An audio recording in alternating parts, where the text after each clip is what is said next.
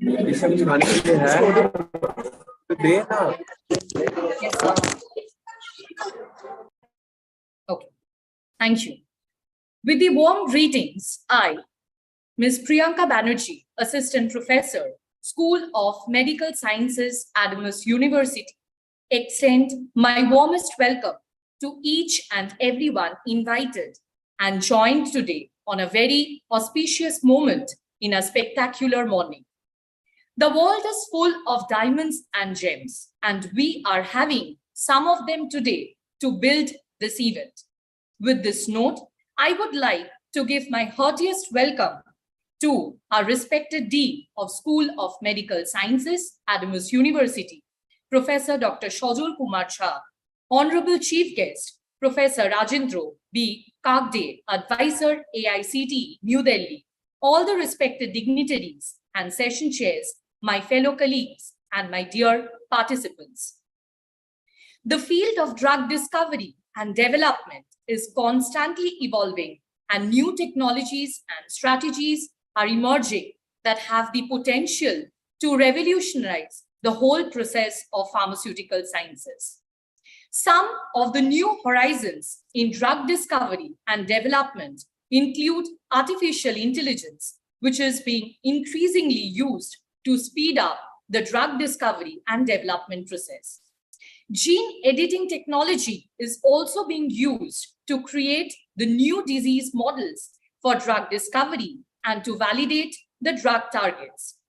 Organochip technology allows all the researchers across the world to create miniature versions of the organs which can be used to treat drugs in a more realistic environment than the traditional cells.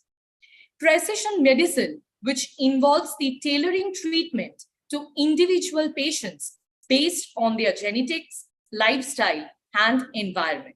Instead of developing the new drugs from scratch, drug repurposing involves the finding of new uses for already existing drugs. Thus, School of Medical Sciences, Adamas University, Kolkata, West Bengal encompasses doctorate in pharmaceutical sciences, master's in pharmacy, specialization pharmaceutics and pharmacology, bachelor's in pharmacy to diploma in pharmacy. The school has organized the third international conference on New Horizon in drug discovery and development process in collaboration with AICTE New Delhi, where new horizons in drug discovery and development have the potential to improve the efficacy and safety of drugs that can lead to the discovery of the newer treatments for a wide range of diseases. With this note, I would like to invite Honorable Dean of School of Medical Sciences, Adamas University, Professor Dr. Shajul Kumar Jha, to welcome all to this conference. Under this leadership, our school has made great strides in research, teaching, and community engagement, and has achieved numerous accolades and awards for excellence.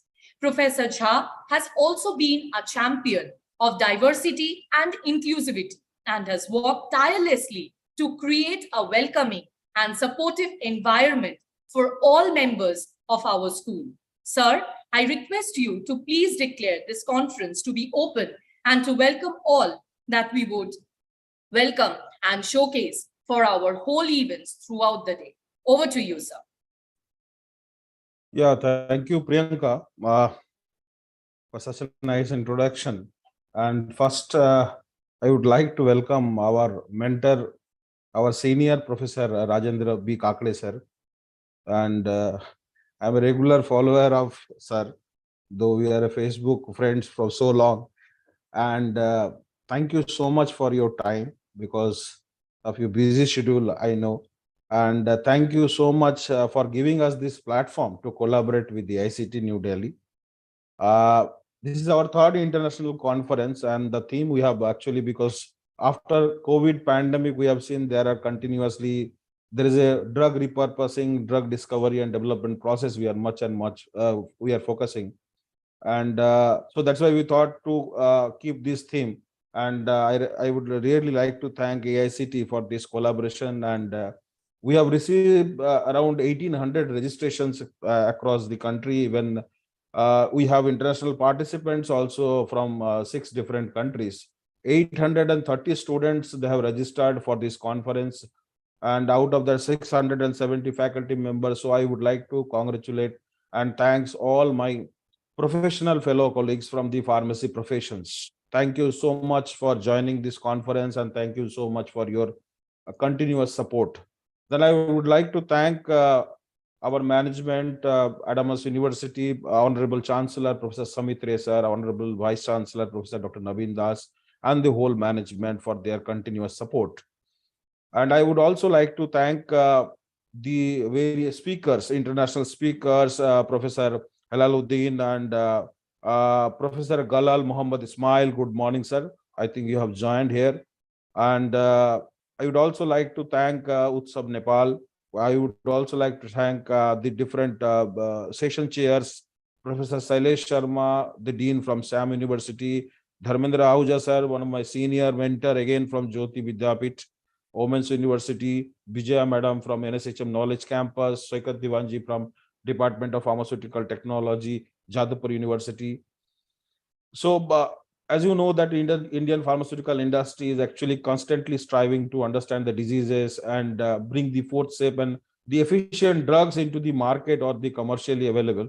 So to ensure their what you call the brand status and the expiries.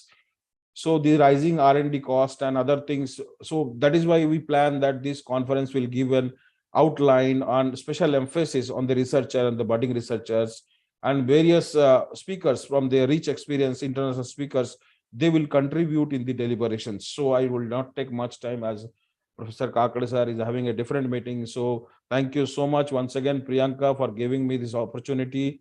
And I welcome everyone once again on behalf of School of Medical Sciences at Adamas University. And I declare this conference open. Thank you so much. Thank you, sir.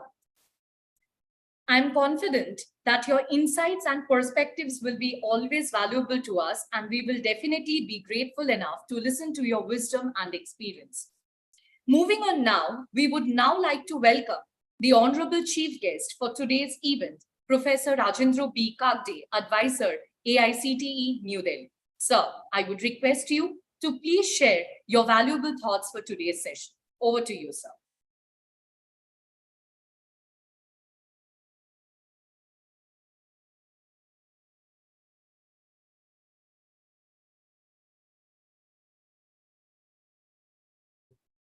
Sir, please unmute yourself.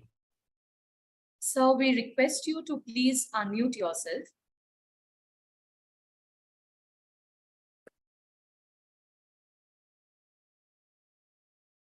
Okay, now it's okay because it is from your side. You mute me.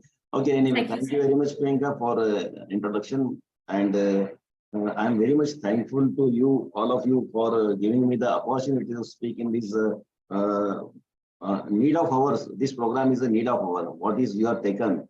Because as we are telling that AI is very much introduced in the pharmacy. I have heard R.K. Goyal sir.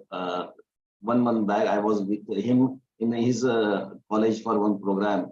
So I heard how we are utilizing the AI data science, the matter which is with us, the research which is with us, how it is converted into the AI. AI means we get all these things through AI. And in engineering, previously 2 years back, I have introduced this nomenclature in our engineering. In computer science engineering, and this minor will be applicable to everywhere.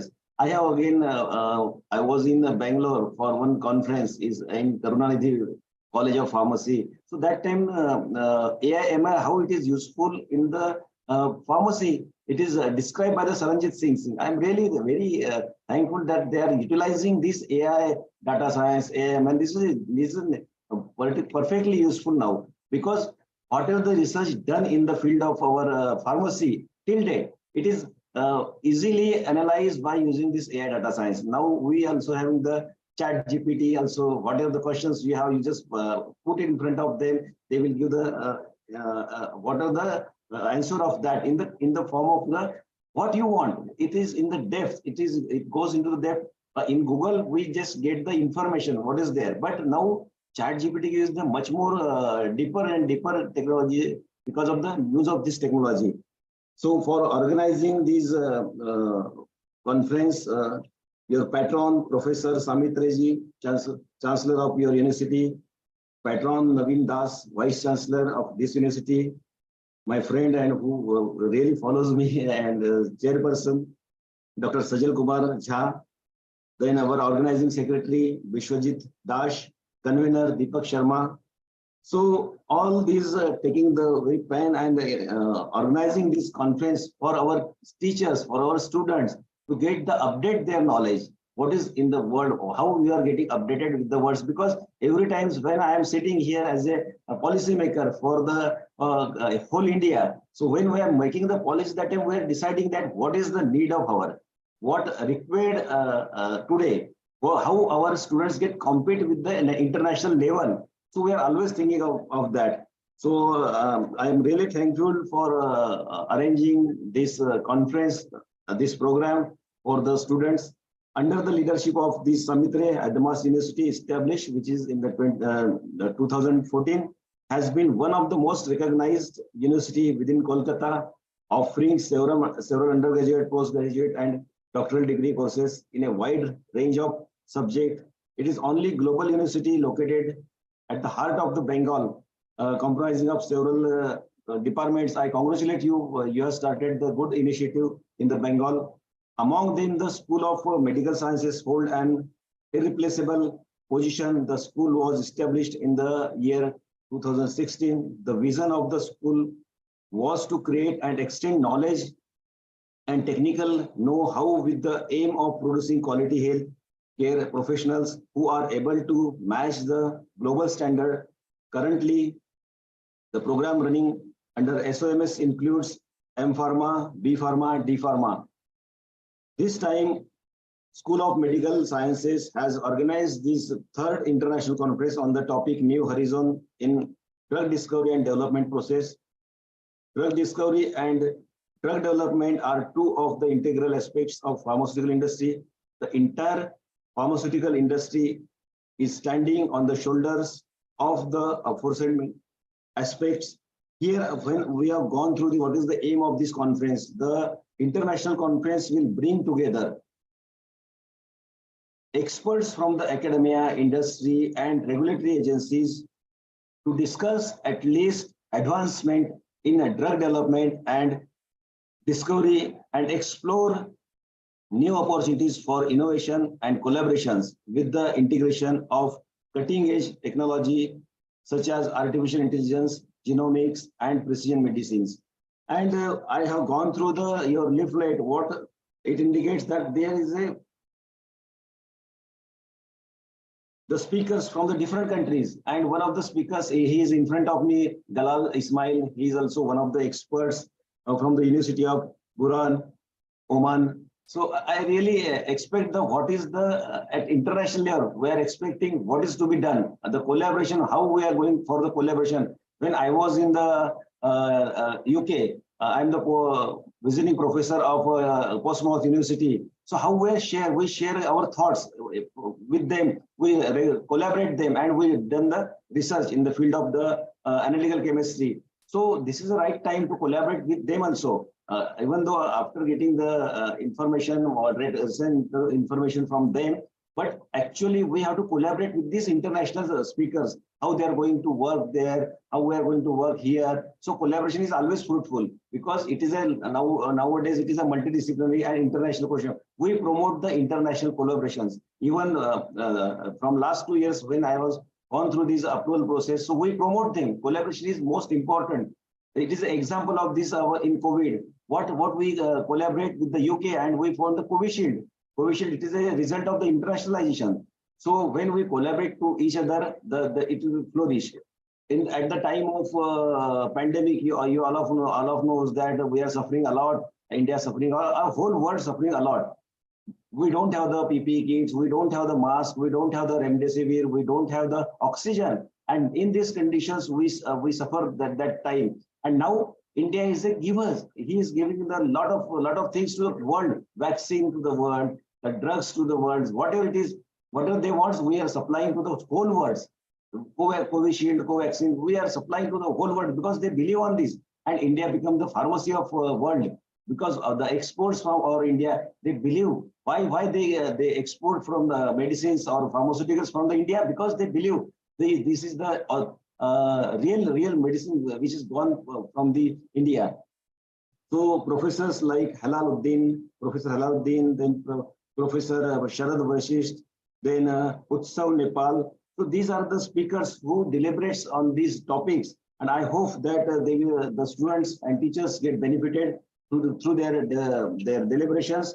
Thus, the drug discovery is the process of identifying chemical entities as potential therapeutic agent, which has or may show some promising results in treatment, betterment of the treatment, or elevations of certain diseases or disorders which have little or no treatment available. Presently, there are over 100 of diseases that are incurable or have no treatment at all. Drug development comprises of all such activities of transforming a lead molecule or chemical entity from a potential drug candidate to a product approved for marketing, approved by regulatory authorities. Drug discovery and development goes hand in hand as for a certain drug to meet its three of the compulsory standards: quality, safety, and efficacy. They have to surpass all the trials and errors of drug development unless a proper formulation has been developed. Thus, drug discovery and development are the key facets, the knowledge of which is very important to develop and establish pharmaceuticals. Now, this is the right time to pass our knowledge to all our fellows, our students, teachers, and update our knowledge to the deliberations of our resource person from the different countries. And I am very much thankful to the organizer for organizing this type of program at your place in Calcutta for the Indian students and Indian teachers. So, and again, I am also thankful to you for inviting me to speak on this occasion. And this all about your conference. I wish all the best for your conference, and you will get the great success in these programs. Thank you very much. Thank you. Jai Hind, Jai Bharat. Thank you, sir. It was so insightful hearing you. Now, we would like to showcase our abstract book for today's conference. Sir, it would be a great pleasure if we would join us in this event. And I would request in such case, Mr. Debojyoti Haldar, Assistant Professor of School of Medical Sciences, Adamas University, to kindly showcase the abstract. Is it visible, the abstract book? Yes, it is. Can you please elaborate the space so that it will be visible in each case? Right.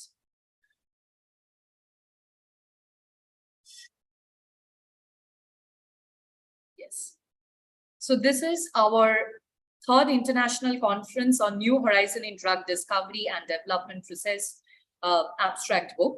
So we would kindly request to please join your hands, and we declare this conference to be open, where we have a chief guest along with us and other dignitaries and our fellow colleagues, so that we declare that this conference has been a great success in the near future.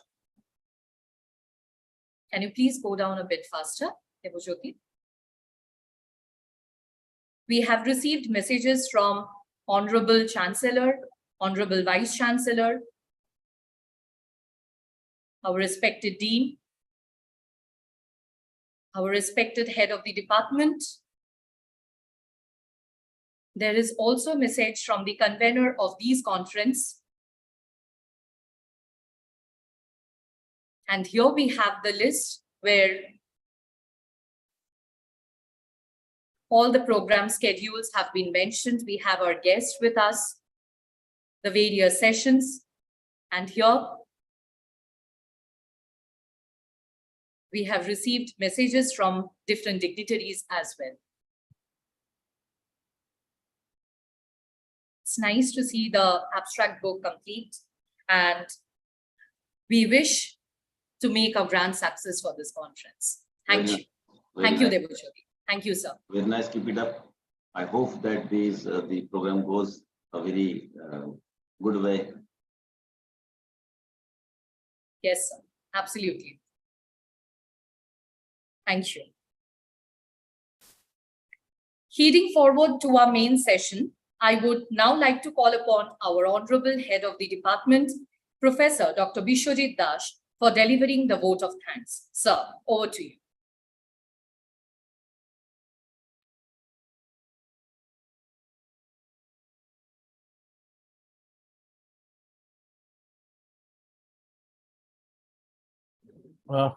Just a minute. Just a minute, sir.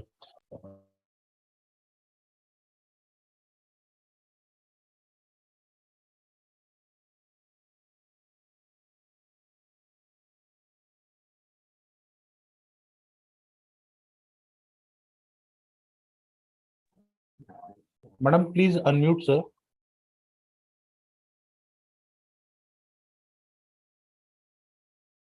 Priyanka, ma'am, please unmute, sir.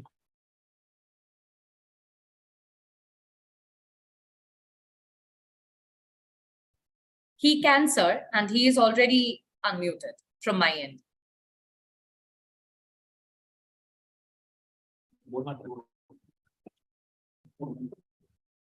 Hello, am I audible? Yes, you are, sir. Hello, Yes, sir. hello, hello. Good morning, everyone. So I deemed it a great honor and privilege to propose the vote of thanks on behalf of organizing committee of the Third International Conference, New Horizon in the Drug Discovery and Development Process. I, Professor Dr. Bishwajit Das, Head, Department of Pharmaceutical Technology, School of Medical Sciences, Adamas University. So I first give my hearty thanks to Honorable Professor Dr. Shamit Roy Shah, Chancellor, Adamas University, Honorable Professor Dr. Navin Das, Vice Chancellor, Adamas University, respected Professor Rajendra B. Kakade, Chief Guest, Advisory AICTE, New Delhi, and respected to plenary session speakers, Dr. ABM Halaluddin, Dr. Galal Muhammad Ismail, PHR Utsav Nepal, and Dr. Sarad Bisis, the speakers of the today's event. All the plenary session chair, Professor Dr. Vijaya Ghosh, Professor Dr. Shaikot Devangi, Professor Dr. Sailesh Sharma, Professor Dr. Dharmendra Ahuja, distinguished guests, and all the participants from India and internationals, faculty members. We are extremely thankful to our Honorable Chancellor, Professor Dr. Shamit Ray, for his extensive support and motivation for the conference. We are extremely thankful to Honorable Vice Chancellor, Professor Dr. Navin Das, for his constant motivation, support, and advice for this conference. We are honored by the presence of Professor Rajendra Kakade, sir, Advisory, AICTE, New Delhi. Sir, your presence in this event made the event an exemplary one for the participant and School of Medical Sciences. And the special thanks to our chairperson, sir, our Associate Dean, School of Medical Sciences, Professor Dr. Sajal Kumar Jha, sir, for your constant motivation, guide us to make the event successful. Thank you, sir. I take the opportunity to extend our most sincere and gratitude to AICTE New Delhi for their support to collaborate in this conference. We express our sincere gratitude to galaxy of resource persons, chairs, moderators, facilitators, speakers from all across the world who helped us to present to you a rich conference program through plenary session. We are indebted to each one of them.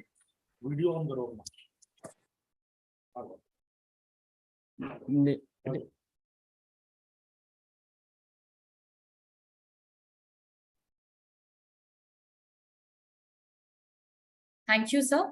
It was nice hearing you. And I think that this witnessing the session along with you and other fellow colleagues would make a deliverable output for today's event. Thank you, sir. Now it's time that I would request. Yes, sir. Sir, am I Hello. audible to you? Now yes. Now I request to Mr. Devojyoti Haldar to present the certificates. He will show the certificate through this virtual mode. So over to Devojyoti Haldar.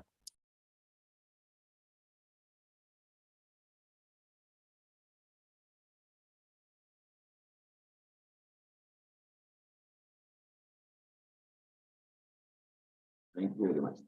Thank you very much. So we'd like to present the certificate of appreciation to Professor Dr. Rajendra B. Kakade as the chief guest at our third international conference on New Horizon in Drug Discovery and Development Process. Thank you, sir. Thank you very much. Thank you, Devojyoti. So if you allow me, can I leave the, so sorry, but next time we'll come personally or taking my one of the lecture. If you wish, I will speak on the national education policy. How Sure, this is sir. applicable to the technical education in the country.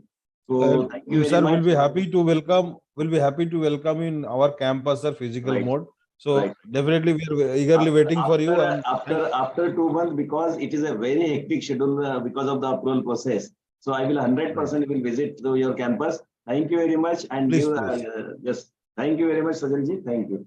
Okay. Thank you so much. Sir. Thank you, sir. Thank you, sir. Thank you, sir. Thank you. Now it's time for witnessing the plenary and keynote sessions by the respective speakers. In between, I would now request the oral presenters and poster presenters to join on time on their respective links for their presentation. I would request Mr. Shoptoshi Shannal, my fellow colleague, Assistant Professor of School of Medical Sciences, Adamas University, to head the session forward for the technical sessions. Over to you, sir. Thank you, Ms. Banerjee. I hope I'm audible here. Yes, you are audible. Thank you. So on this stage onwards, we will start with our plenary section. And we have with us our first speaker, Dr. A.B.M. Hilaluddin. I now give a small introduction about Professor Hilaluddin. Born in Dhaka, Professor Dr. A.B.M. Hilaluddin got his early education in Dhaka, Bangladesh. Later, he pursued his BSc honors and MSc from prestigious Aligarh Muslim University in Aligarh, India. He joined Organon Pharmaceuticals, a Holland-based multinational pharmaceutical company, as a QC chemist soon after his completion of MSc degree and worked there for 3 years.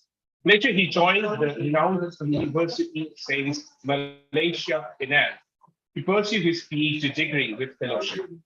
While working for his PhD, he was also actively involved in Malaysia's first independent bioanalytical laboratory in kinetics under Clinical Healthcare Group, Singapore, responsible for clinical trials of drugs as a consultant analyst.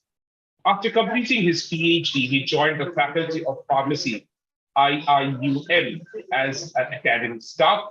His research interests include synthesis chemistry, bioanalytical chemistry, bioorganic chemistry, natural product chemistry, drug design and synthesis, preservative and adulteration of food and drug supplement development from natural and synthetic sources, quality assurance and quality control.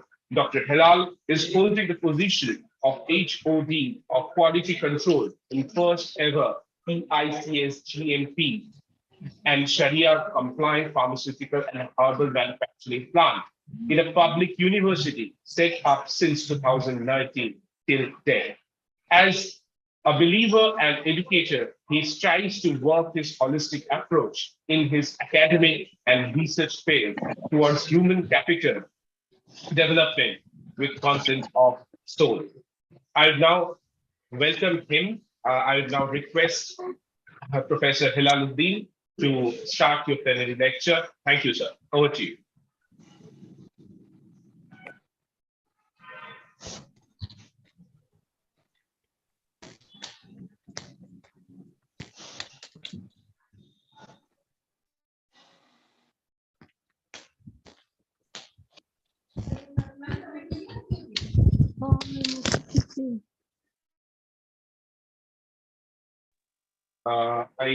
Sir, are you there? I think there's some technical difficulties there. We'll wait for a short while and for him to, I think he got disconnected. We will wait for a short while for him to join.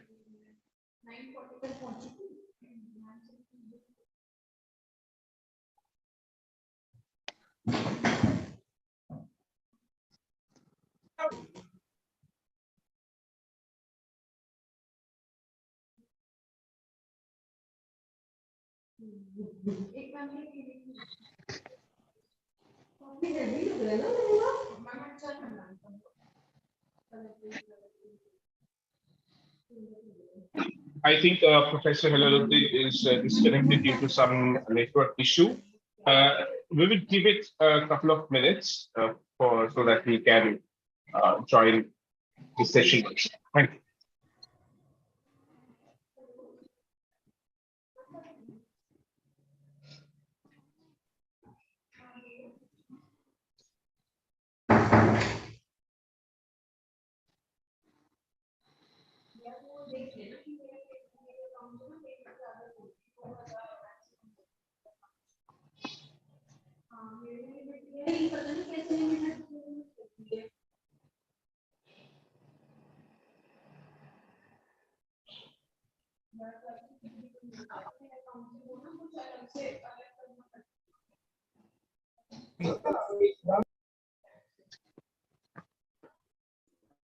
Shoptoshi, can you hear me? Yes, please. Yes, I think we can move to the next speaker, and we'll come back to the first technical round after he joins with us. Okay, I guess there is a problem here. I think Dr. Galal Muhammad Ismail is already present with us. Sir has joined us since today. So, sir, if it is okay with you, can we move forward with your session, sir? Yes, I can. Okay. Thank you, sir. So let me introduce here Professor Dr. Galal Muhammad Ismail. Dr. Galal Muhammad Ismail is currently working as Associate Professor in College of Health Science, University of Buraimi, UOB in Oman. He is a doctorate in optometry from University of Bradford, UK, and having more than 35 years of experience in higher education in different institutes and universities. Requesting audience to kindly mute yourself, please. Problem. I'd like to continue here. He has more than 15 research publications and presented 11 international conferences in renowned institutions.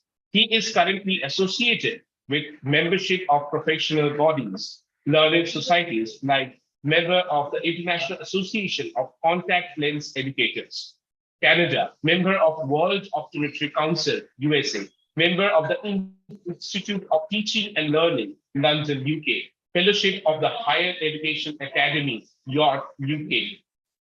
Currently, he is reviewer at Avicenna, Healthcare Development and Innovation in the Arabian Gulf, Qatar, reviewer at Oman Journal of Ophthalmology, Muscat, Oman, coordinator in the Medical and Optical Aid Voluntary Association, UK, ex-theory examiner for the Association of British Dispensing Opticians, UK. His research interests includes patient management in ophthalmic practice, theory of contact lenses, geometrical optics, and theory of low vision aid, early detection of ocular changes to ocular systemic disease. He is focusing on the study of clinical and related to all clinical instruments, clinical training, and other ocular services, and obviously the primary eye care. I now request Dr. Ismail to start his session. Thank you. Over to you, sir. Okay, thank you very much. That's great, and I believe you are not allowing my sharing. Now it's okay, I think. I think you can share. Can you share? Can you see my Yes, sir. It presentation has now? started. It has started, but it will take a little bit of time, maybe. Yes, sir. We can see your screen. Yeah, you can see. Excellent. Okay, first, thank you very much. And Dr. Shajal and Dr. Rijendra and the team, I would like, with the full respect to the academic and administrative titles and positions, I would like to thank you so much for the invitation to the third international conference in New Horizon in drug discovery and development process. When you look at what my colleague said about, my time in education, you might say, it's a little bit further away from drugs. But at the end of the day, it's a remedy. Okay, and we are going to, I am going to present something, very specific for a category of our community, and we have got the responsibility of looking after them and the technology and the development of the devices and remedies is giving a great opportunity for us to let all the participants to be aware of the concept, and at the same time to give hope to those people who are seeking or our clients who are seeking our help. To start with, as you can see here, the new clinical approaches to low vision. Can you see my slides? Can you see my slide? Yes, sir. Yes, sir. Well Yeah, visible. visible. Yes, sir. Yes, excellent. New clinical approaches to low vision management.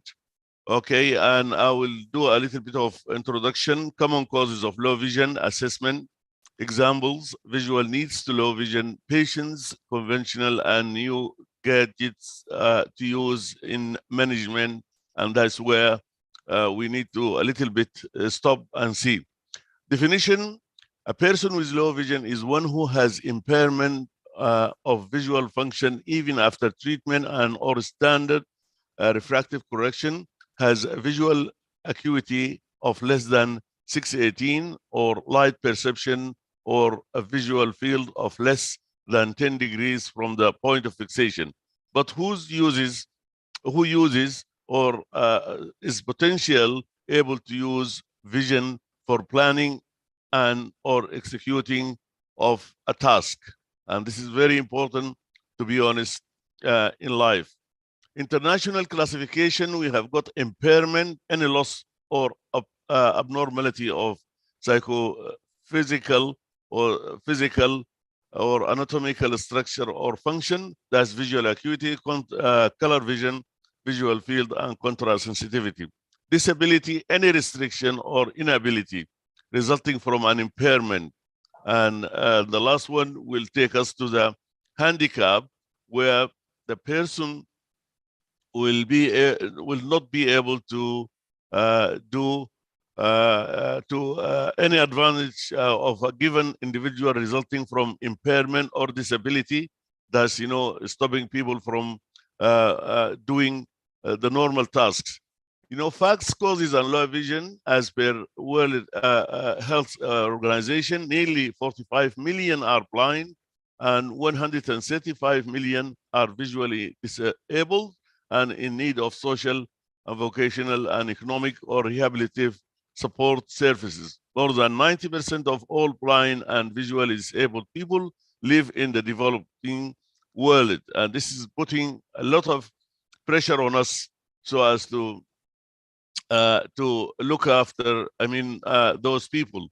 Macular degeneration, glaucoma, retinitis pigmentosa, cataract, diabetic retinopathy, among others, are the causes of bilateral vision loss. And who hasn't got diabetes those days? Okay, global causes of blindness, we can see here cataract, glaucoma, and the others. But I mean, you know, cataract has reduced a lot because of the improvement of surgery of cataract. And glaucoma also has been, I mean, you know, reduced to some extent. Then why low vision? Health and medical service, low vision centers and practitioners, they're supposed to know and help those people, because those people really affecting the community. If you have got somebody who has got very low visual acuity, needs somebody to look after him, and then, you know, that will affect the families. Again, this will be burden on the social economics of you know, the government or the families as such. Okay, and then, you know, what the government will do. Do they give benefits, or do they provide even education? Because I mean, you know, when we say low vision, it's not just old age people, also can be, you know, young people. Optical and non-optical aids, configurations, etc. Who pays? Because now it's very expensive. Those gadgets and those devices are very expensive. So that will also make trouble. Okay. Goals of low vision management. Okay, that's, you know, you need to make sure those people will have good sort of the healthcare, if you like, and to engage the new devices. That's, you know, what we the theme of this conference, I believe. Increase functionality, provide link to community resources and education, and that's, you know, what we are doing now. If we look at, you know, those people, yeah, you will find rarely you will get, I mean, a device like this for this lad, and also you will find people putting one of the family to look after the old people. Okay, and then here you can see brother or one from the family or friend taking this guy, you know, to where he would like to go. So it's not, I mean, you know, independently. They are supposed to be dependent on others. Okay, look at this. As we know, a lot of communities, they have got the responsibility of looking after the old people. Therefore, you know, one of the family members will be given the responsibility of caring about the old people. Therefore, you know, this guy or this boy is supposed to be at a school, at least, I mean, you know, at a school to benefit the investment of him on the community later. And we can see here devices of those people together and going to school. It means that, you know, we responsibility is very, very high. Okay, let us compare those people with the developing countries. Okay, developed countries. Okay, look at this. This is one in, I believe, in Poland. Okay, and see the how the facilities are there with all the gadgets and the technology involved. Okay, and that's what we would like to see it somewhere or across the world. I mean, you know, we benefit from the technology and the new remedies for those conditions. And you can see here the white stick, and now even the white stick has got sort of digital facilities and sensors. We'll see it later. Okay, look at this, you know, here. He would like to cross the road, and obvious he will be able to use this device. And here we have got, I mean, the walking dogs, if you like, and that's, you know, again, if the culture is allowing in and the other facilities breeding of such those dogs, then that could be, I mean, you know, an idea. From the functional vision assessment point of view, we need to check the visual acuity, we need to check the contrast sensitivity, and we need to check the color vision. And those can be in the clinic. We have to equip the clinic right.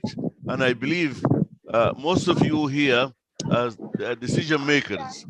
Okay, and the idea of me presenting something like this, I would like, to encourage people who are this, decision makers to understand the concept deeply or with a third dimension, and allow clinics to be, fully equipped with what is, benefiting the community. Therefore, this is the visual acuity, and I believe, you are not expert on that, but I'm mentioning it to increase the awareness, if you like. This is a Logmar chart for visual acuity, and this is Bailey Robson for contrast sensitivity, and this is for color vision. And I believe, most of you might have known this Ishihara test. Okay, the visual acuity test also can be used, and obvious those lines will start bigger and smaller gradually, and at the end of the day you will be able to measure what's there. Example of low vision conditions in relation to our the pathological conditions that happening in the world those days. Age-related macular degeneration, and age-related macular degeneration is a big cause of it's a big cause of blindness, if you like, central blindness, I would say. And another one, diabetic retinopathy and diabetes. Who hasn't got diabetes those days? Okay, we have got a lot of people who have got diabetes, and as a complication of diabetes, which we know 5 areas diabetes will bite. So the eye is one of them, and that's causing diabetic retinopathy, and it's a costly sort of treatment for diabetic retinopathy. Okay, just to give a taste of what's age-related macular degeneration is a leading cause of low vision and blindness in developing countries. Optometrist role is to detect age-related macular degeneration, and as well as to assess and monitor age-related macular degeneration progress. There are also managed patients with reduced vision due to age-related macular degeneration in different stages, and that's low vision aids, and that's what I'm presenting in this technology or new remedy for those people who are suffering from age-related macular degeneration. Okay, just to give you idea, this is a normal person looking at this scenery here, and this is a person with age-related macular degeneration. This all will disappear. So central scotoma is a hallmark of age-related macular degeneration, and we need to try to increase the size of the images and allow people to work independently. And diabetic retinopathy is a leading cause of low vision and blindness in developed countries. And optometrist's role is to detect diabetic retinopathy IDCs, as well as to assess and monitor diabetic retinopathy progress. There are also managed patients with reduced vision due to diabetes in the different stages and low vision aid. Okay, and the picture for it is simply like this. If assume to the left side, a normal person looking at this photo, and a person with diabetic retinopathy in the other side. Therefore, that will affect a lot the quality of the vision and quality of life as well, and make it very difficult and unsafe for people to go outside the houses, or their homes. So we need, to do our best, and with the technology and industry, to help how we overcome such thing. Okay, when we look at what the people would like, we will find this list. Reading newspaper, reading books, check up only, and banking, reading magazine, television, general distance, sewing, needle, craft, glare, problems, reading, watch, cooking, And also in the right hand side, you will find a lot of things that the person can do. So if the person has got low vision, definitely this will not be easy for them. Then they cannot most of those. But I mean, we will choose what is needed, and then we will give devices, okay, with the help of technology, the new ones, if they can do as many as they would like, I mean, to do. And again, this is not an easy job, because I mean, the clinician is supposed to be aware, and that's why I'm saying all the participants, they're supposed to be aware, not, I mean, to close it, that the person with low vision is easy for him to be independently, or to live independently. So it's a matter of we are supposed to be involved, and to help those people. But we cannot involve if we don't know.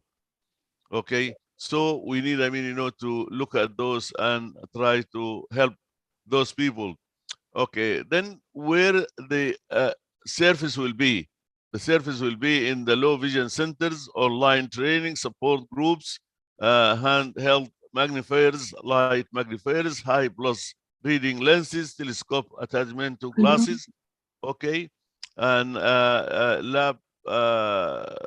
laptop economic electronic magnifiers, disk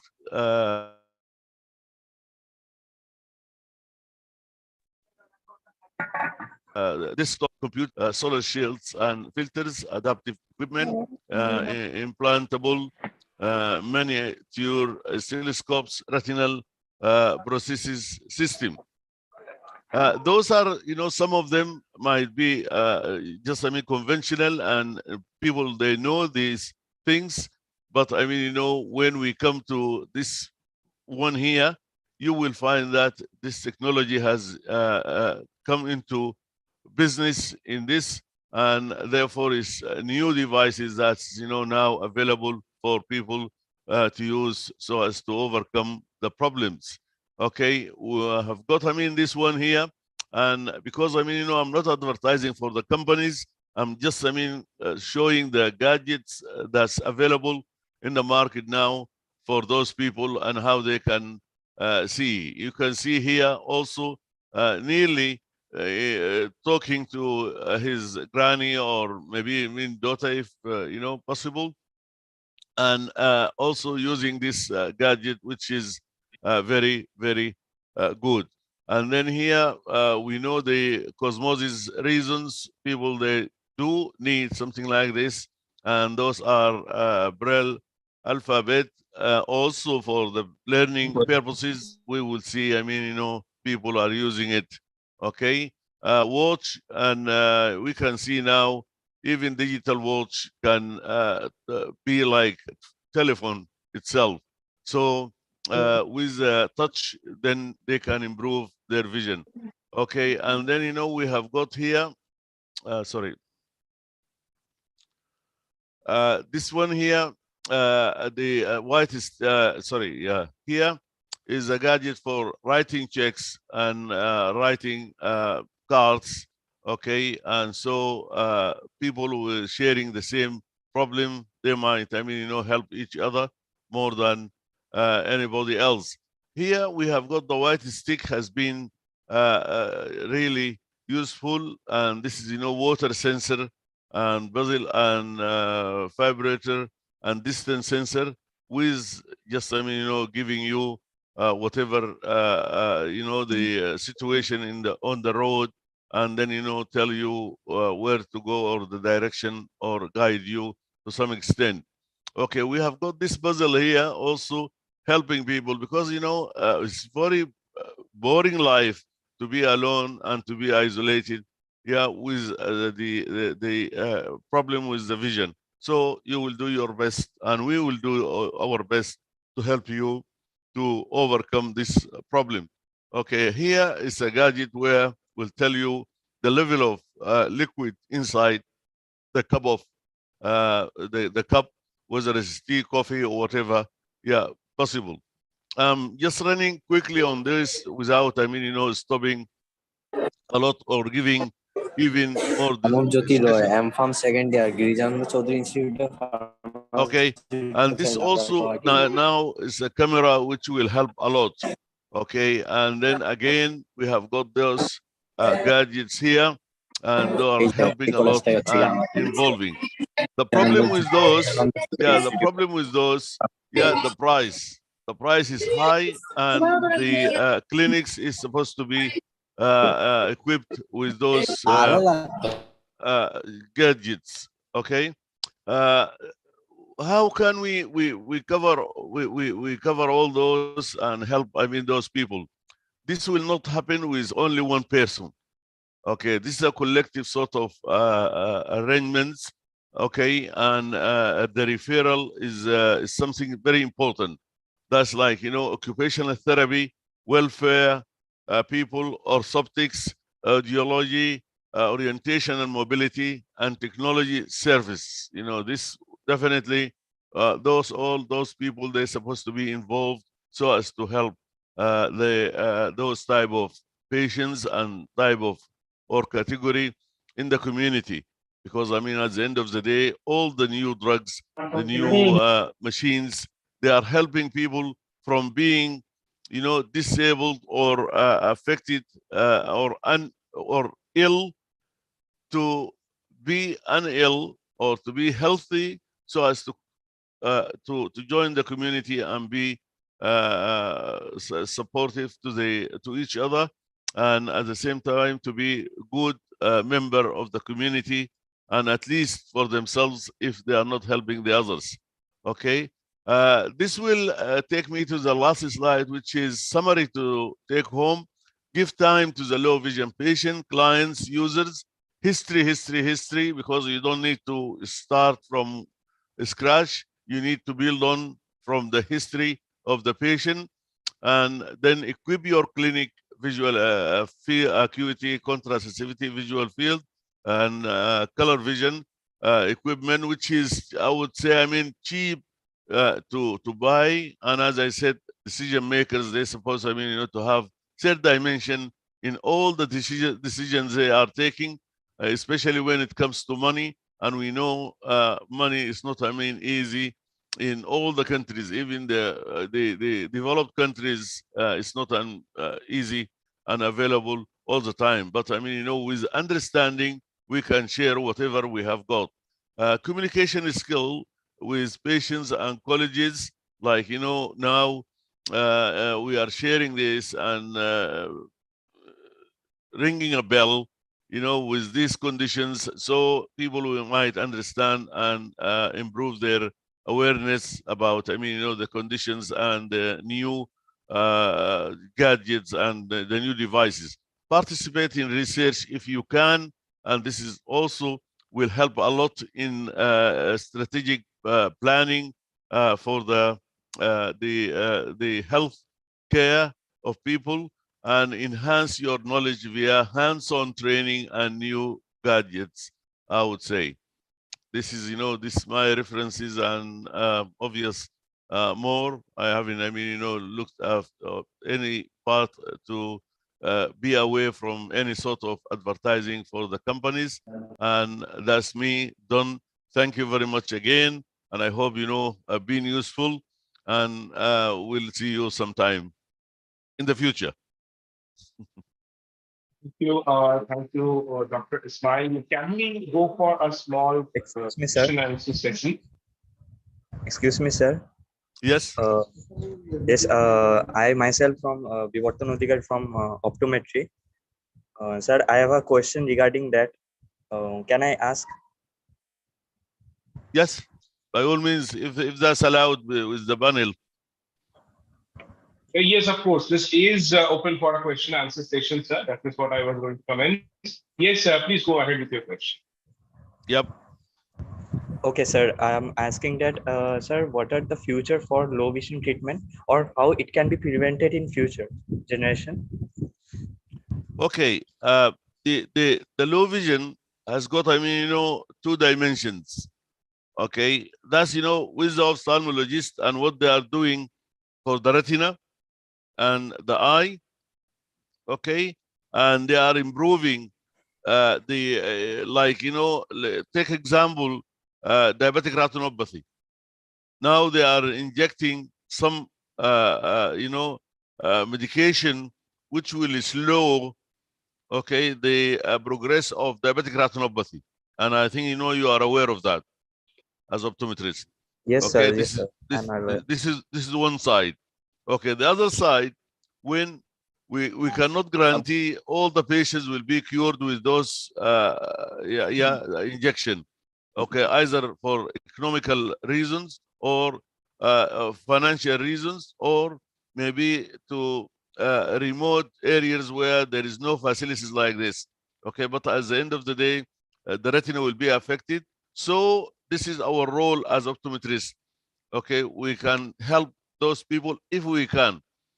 Okay, and again, as I said to you, the money is a core and is a problem here. Okay, but it shouldn't stop us.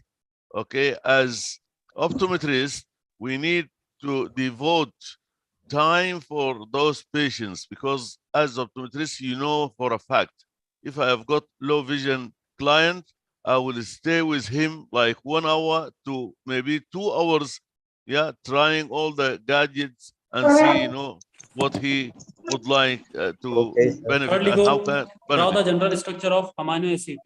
Say again. Okay, that's Okay, sir. the two parts. Yeah, one is the ophthalmologist, the second, the optometrist. And the optometrist, if you have noticed, I wrote to you, or I showed you how we can share the patient, the welfare, and the worker, social worker, and then it depends on which country you are in.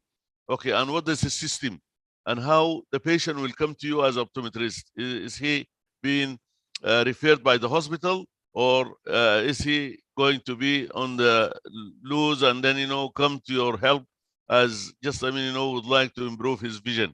So it depends, but I feel it's a good field, and they are doing well, especially with the technology and with the software now in the market, and the gadgets I showed you with the sensors and all those.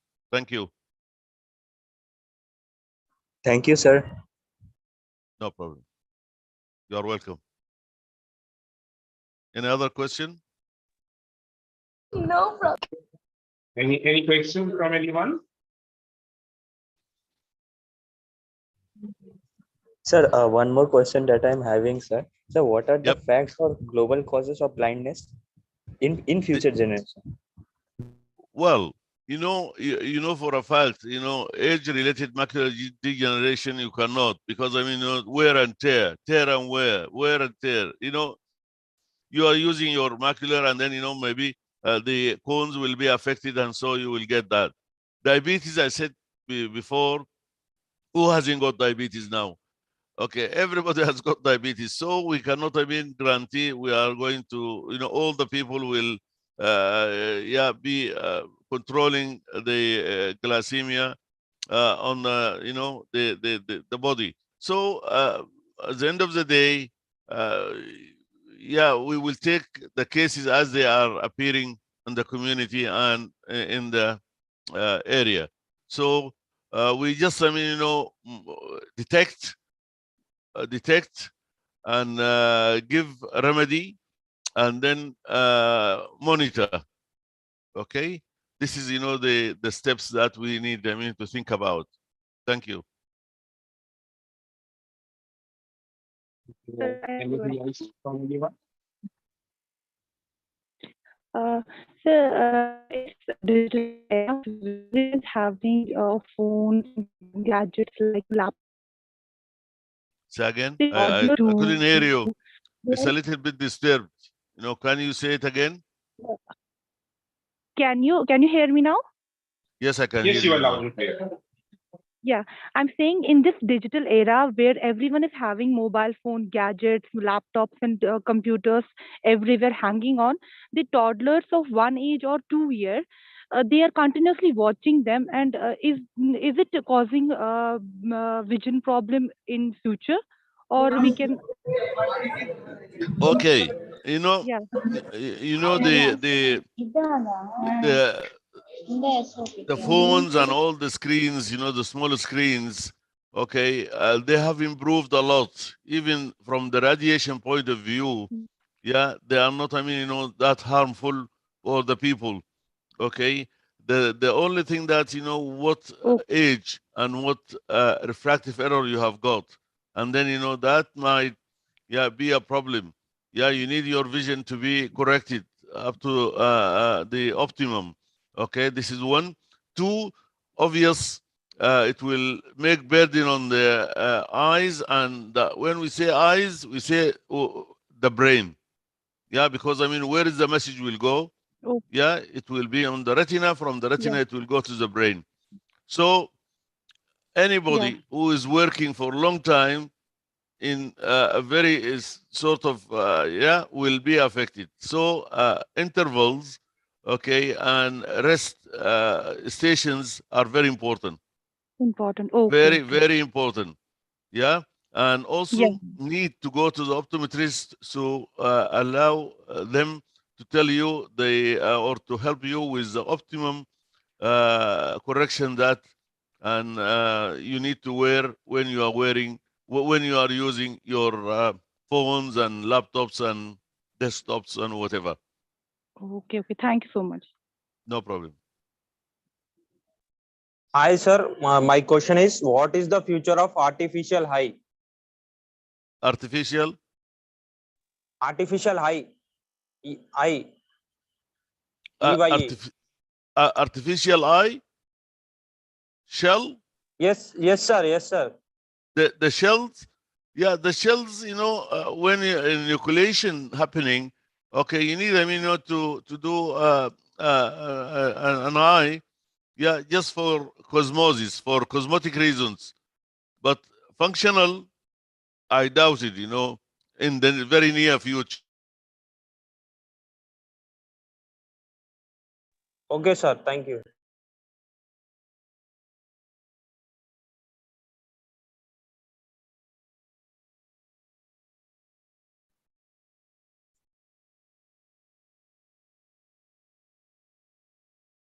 Dr. Usman, are you Implant, I mean, here? something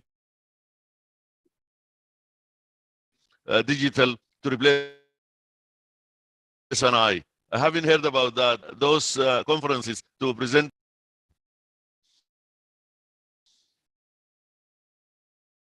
Okay, sir.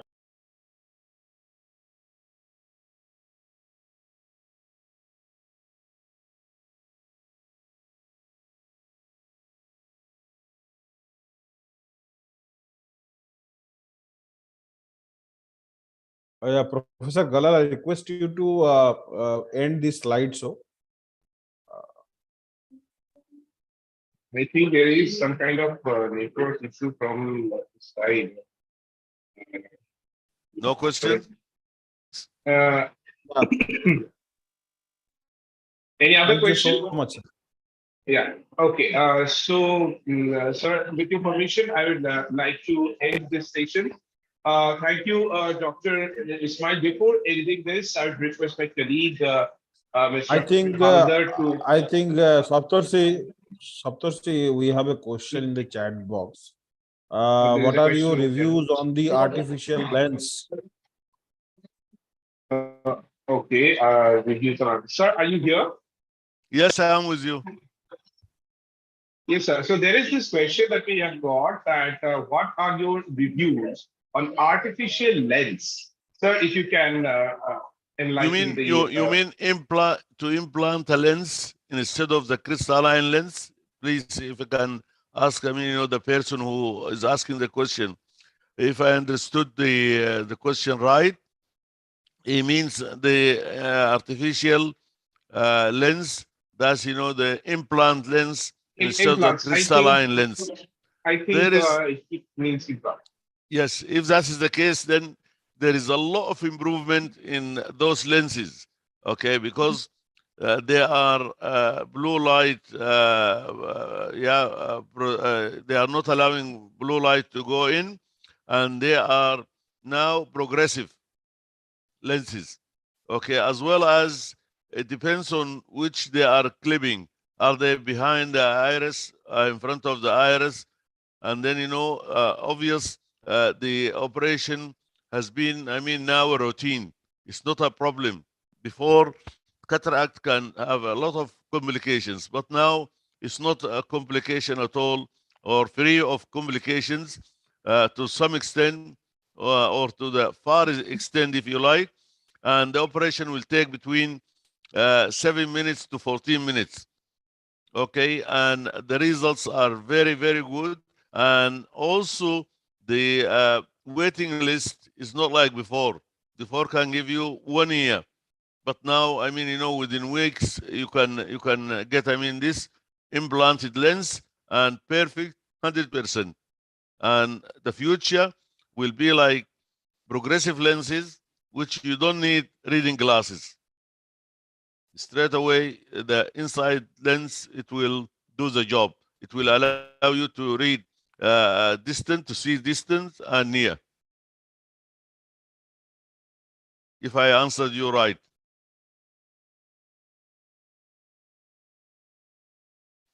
Yes, sir. Thank you so much. No problem. Thank you, sir. I think we will end the question answer session here. We had already quite a few question answer here. I think later on we can definitely contact Dr. Ismail if we have any further question and query. And if we share a common interest with him, of course, sir, I don't think you have any problem. Someone quiet. I'm quite happy. Please, if you can provide my email, they can email me at any time, or for me, I'm quite happy to answer. Well, thank you very much again for your invitation and being patient, giving me this opportunity. And I hope we'll continue in collaboration. Thank you. Yes, sir. Yes, sir. Before ending, I will now request Mr. Haldar to kindly display a certificate of the honorable speaker on the screen. Thank you.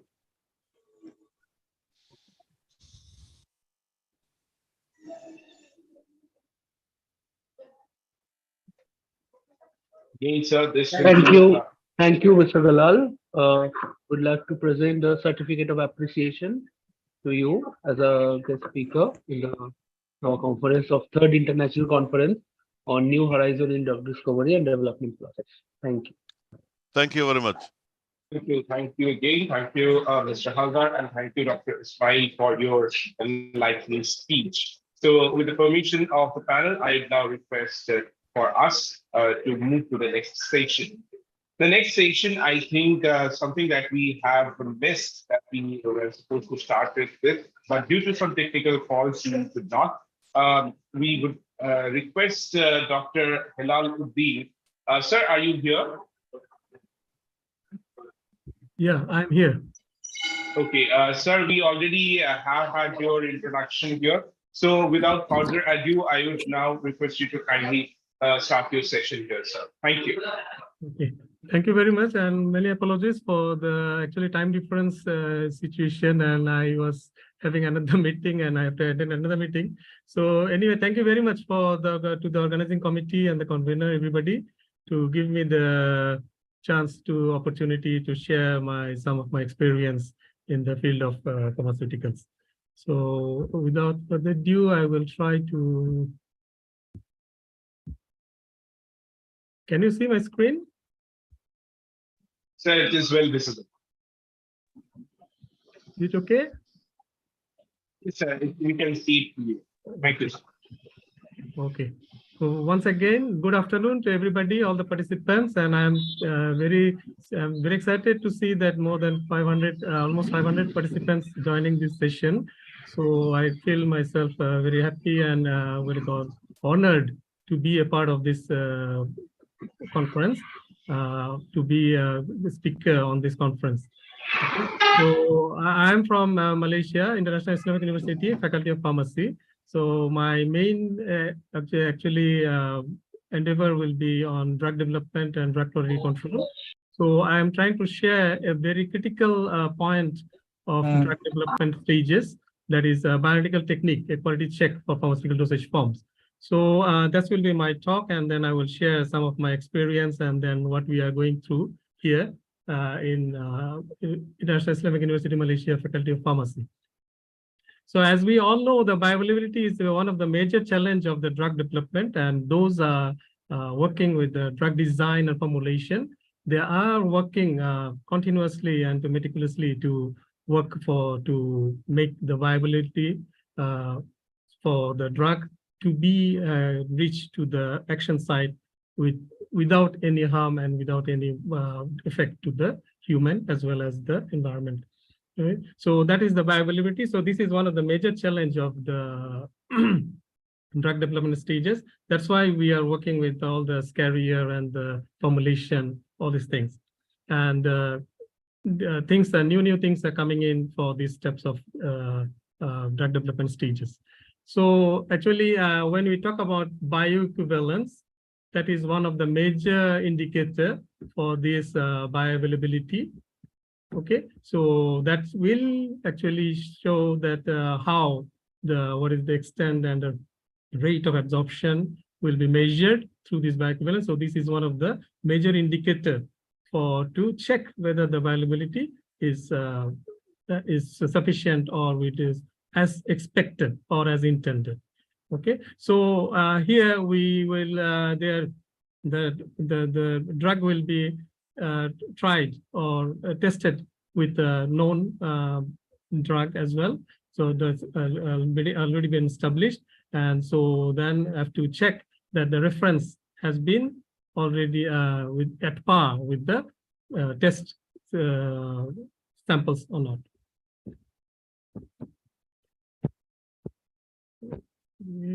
So in Malaysia, the BE requirement from the National Pharmaceutical Regulatory Agency is compulsory for any generic formulations.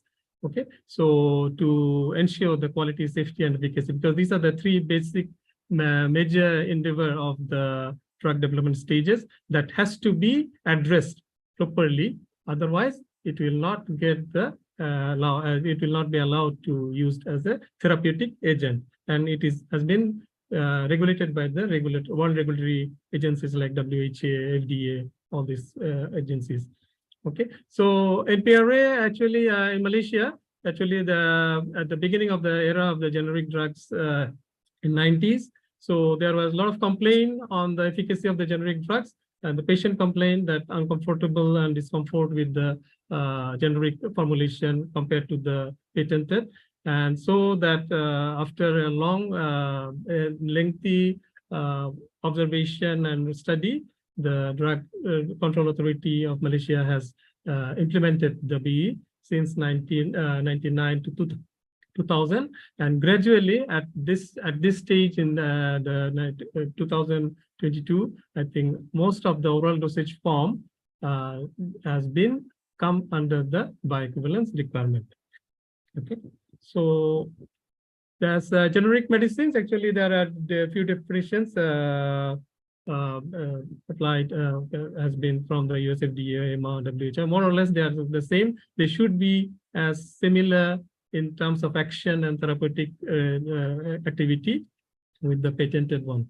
So once you have the patent expired, so the generic formulation doesn't require to be getting any more permission and other things, so that we can do it on our own. So the major complication arises during the formulation.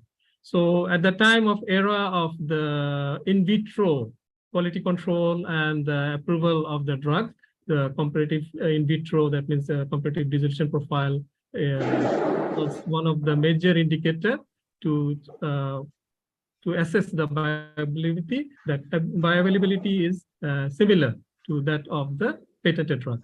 But later on, it has been found that in vitro is not really suitable, because a lot of this complaint was coming because of the failure, not the failure, the unadjusted of the generic drug with the patient's requirement. So that later on, it has been found during the formulation is from the raw material, the polymorph of the raw materials, the excipients, all these are having a factors that is responsible to the terms of bioavailability.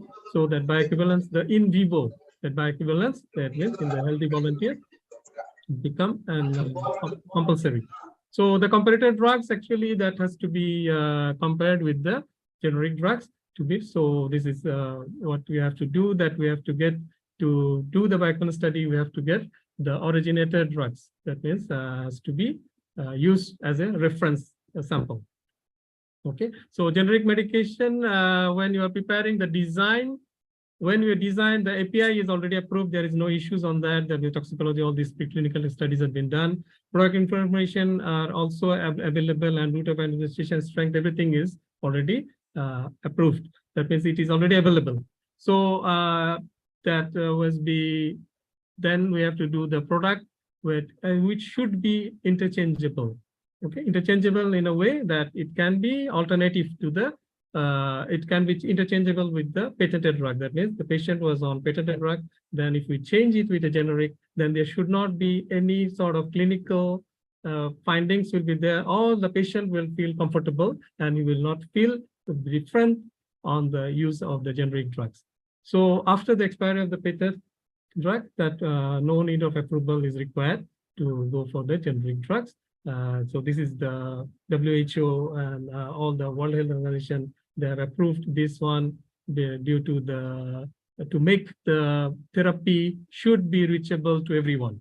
Actually, if the therapy is available and then due to the cost and other things, it is not reachable by the victims or these patients, then it goes beyond the humanity.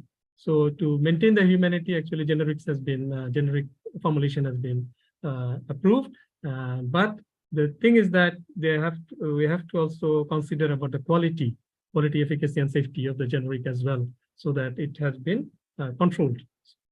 So generic now has to be controlled through certain parameters. One of them is the bioequivalence. Okay, so in a bioequivalence study, we have to do a screening of the subjects as like the clinical trial. So we have to follow the GCP and all the things for the clinical trial for the bioequivalence study, and then the volunteer admission, and then disclosure of all sort of the information regarding the drug, and to get a consent form from the volunteer is compulsory. And then we have to do a blood sampling in a in a hospital environment, in a hospital, real hospital environment with a 24-hour A&E facilities. That is the requirement. Okay, so the patient will come for two sessions, for the 2 sessions, which model we are going to follow. And that one is, and then there will be a washout period for 2 weeks, and then there will be another session, and they will be interchangeable, but they will be blindfolded. Okay, so I think those are with the clinical trial experience, they might they understand the thing. And then where we come is that the bioanalysis, where we do work in the lab. That is the most critical part of the bioequivalence study, because if we have a failure or we have any problem at this stage, because this is the key point of to determine whether the results are equivalent. That means that we can come to the verdict that this generic drug will be can be interchangeable, can be used as interchangeable with the patented drug. So the statistical analysis will be checking all those results. So at this stage, this will become very critical and very critical factor, so that to check the quality of the report. Okay, so if the results are not authentic and not coming in a way that it's authentic or reliable, so then it will become a very big issue. So there might be a chance that that is with the wrong report, then the generic will be approved without with the wrong findings. Okay, so that's why this part has to be very meticulously done, and there are a lot of work has to be done at this stage, and this becomes a very critical point for the bioanalytical analysis.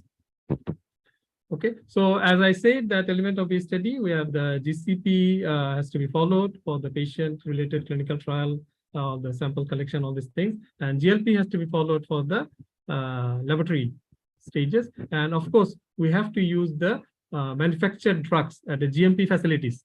For the bioequivalence study, we cannot just use laboratory made samples. We have to prepare it in a real GMP compliant manufacturing facilities and a batch of a regular batch.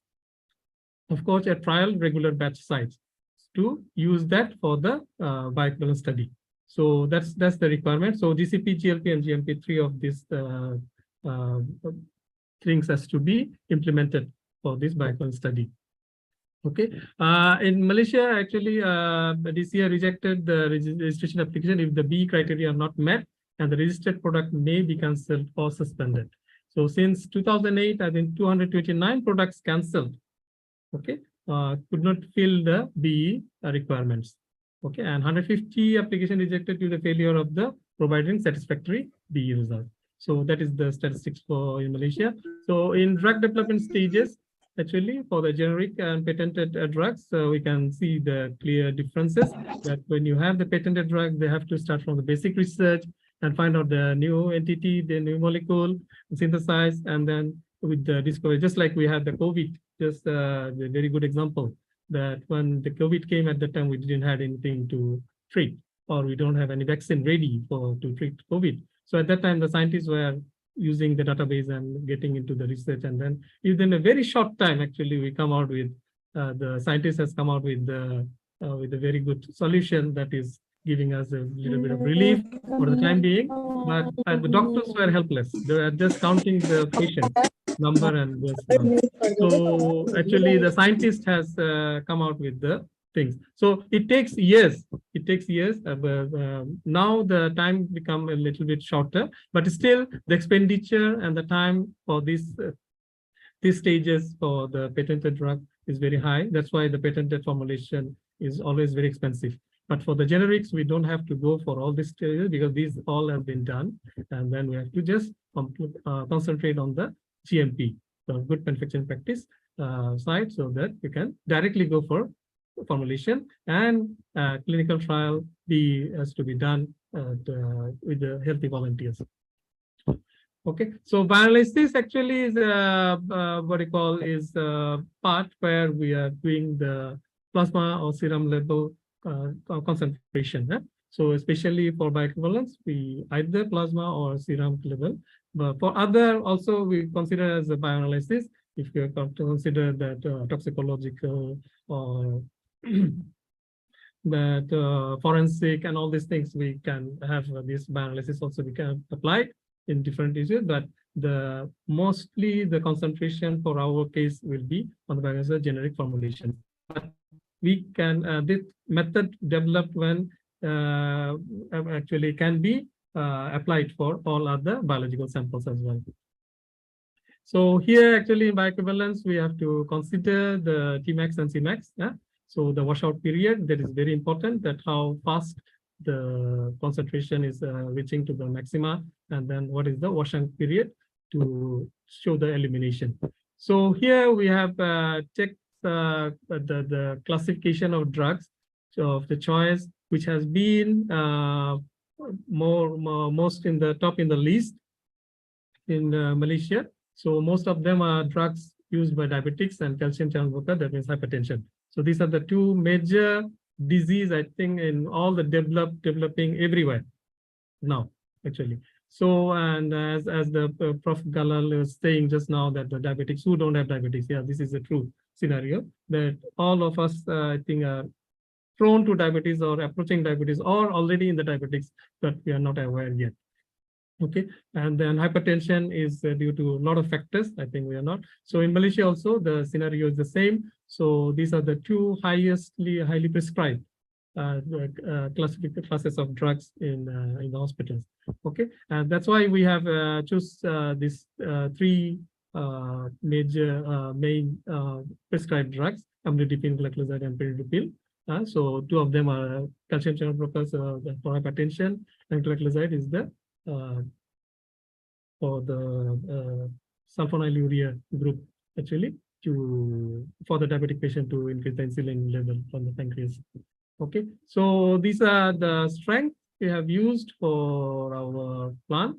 Okay, later on I will discuss with you. So these are the formulation, the kind of structure for all these things. So looking at them, so you can understand that once they are in plasma or serum, that is when they are in the blood. So it's not that easy to get this highly, all of them are quite highly functional, actually functional group related. So the major challenge is to how to get them isolated from the plasma and to get them in their own form so that it can be detected well. Okay, so for the sample preparation, we use mostly there are three major sample preparation steps are there: solvent extraction, protein precipitation, and what do you call solid phase extraction. Okay, so we have used our design of experiment to optimize different for different parameters for the one. And design of experiment is another statistical tool that we have to consider when we are optimizing something. So design of experiment give us statistics. After get some results, we can get the statistical output to design that what will be the optimized condition. And for glycoside, also we have tried protein precipitation and liquid extraction, and for perin repeal as well. So this is protein precipitation. Actually, this is one of the most common and quite popular for sample preparation. So you can see that once you have the plasma and we have added some protein precipitating agent, mostly will be strong solvent or perchloric acid, some sort of acid. So that can give you a clear solution. That means all the protein will be precipitated. Okay, and then we get a clear solution, and then after that, from there we can determine the drug. So this is one of the so solvent strength is the major key role where the protein precipitation will be separating the drugs. And pKa values will play the role to what do you call? Actually, this drug pKa, so ±2 is the thumb of rule that we have to try that if the pKa value is 3, then we have to check at the 3 or 5, something like that, so that we can have the drug transferred into a suitable solvent. And solid phase extraction is with affinity. So we have to choose the solid phase extraction material. What is the extraction material? So that it can trap the drug and let the plasma and other dirts to go. So that is the major challenge of any bioanalysis or any analysis, that we have to remove the interferences. So here the interferences are mostly the albumin and proteins, so that we have to remove, and they are very good binders. And as I said, that all these drugs are very good. I have a lot of functional groups present, and they bind it very strongly with these things. So that's why we have to choose a proper binder that will only specifically or selectively bind the drug. So this is the affinity, and then later on we can elute it with an eluting solvent. Once it is trapped and we do the washing step, after the washing step, we can release them by using an eluting solvent. And this is the, what do you call, solvent extraction, where also pKa will be the one. So here the challenge will be to get a suitable solvent, and is immiscible with the plasma. So ultimately, once we have the solvent, they can transfer. The selectivity of the solvent will be very important. But in this case, the choice will be very, very low. Okay. So even we don't have much choice in ethyl acetate or chloroform, and then sometimes is diethyl ether. So some of them are quite good, but most of the time ethyl acetate is the best choice. But these are very, very selective. We don't have much choice for that. So that's why this solvent extraction. And then another thing is that in these cases, we will be having a lot of solvent that are not really environmentally friendly, as well as that cause the proven carcinogen. So we will be using a lot of solvent. So that is not also very convenient to use as a technique, to adopt as a technique. But anyway, this will be the the sample will be looks like similarly like that after the precipitation and as a solvent extraction. And once we do the centrifuge, then the clear part will come up, and then the lower part will be, so you can transfer this clear part. So this is a bit challenging to maintain this type of things. Otherwise, if once the equilibrium has been disturbed, so the sample will become a lot of interferences will be there. Okay, so this is the critical part of it. So from there we can come out with for the validation parameters. So specificity, as you know, this is a very specific requirement from the US FDA as well as EMA and ICH guidelines. So we have to try 6 blank plasma. Okay, 6 blank plasma. There's the requirement to check whether there is any to check the blank. That means it is where we'll be going to spike the standards to check the for the peaks are coming and the retention time. So specificity for amlodipine, and this is the selectivity of glycoside. Okay, and you can see the selectivity. They are same in the one and together with the internal standard. Okay, and also for the perindopril, the selectivity is shown because this is the LCMS output. Perindopril and linearity. This is one of the important parameters that to be maintained, even though it looks like a very straight line, but it's not at a straight as it shows, because the analyst has to really work hard to get this straight line and to get this number 0. R square value. So this R square value has to be 0.990 and above. So to maintain this for all the analysis and routine analysis, it's not that easy. It looks very straight, but it's not that straightforward. And the analyst should know the pain, how to get these things. So, and then a little bit of change of this, and if you are out of this specification, then the result will become invalid. And that's the challenge you have to get. So, so thanks a lot that we got all of our product has been getting all these values above that 0.990.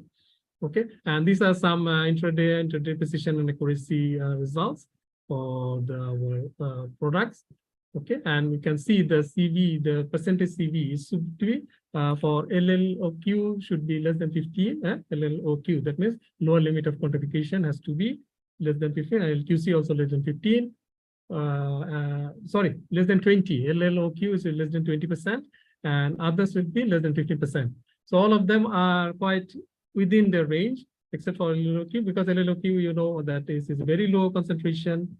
Okay, 30 nanograms is in ppb level. So that's why it's good. That's why, but it is not a point of the quantification. So our quantification starts from LQC. So that's why we are not going to worry about that. But anyway, it is the trend for everywhere that all of the LLQ, OQ, and limit of lower